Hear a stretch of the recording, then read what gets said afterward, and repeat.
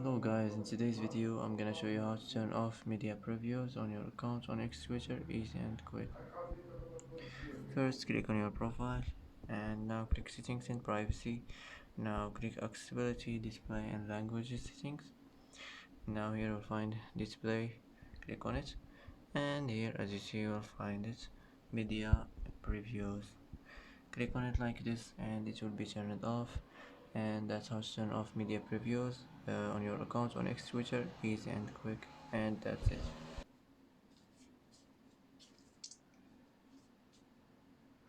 And that's it for today's video. If you like this video, don't forget to like and don't forget to subscribe. I hope this video is helpful for you, and thanks for watching till the end, and see you in the next video.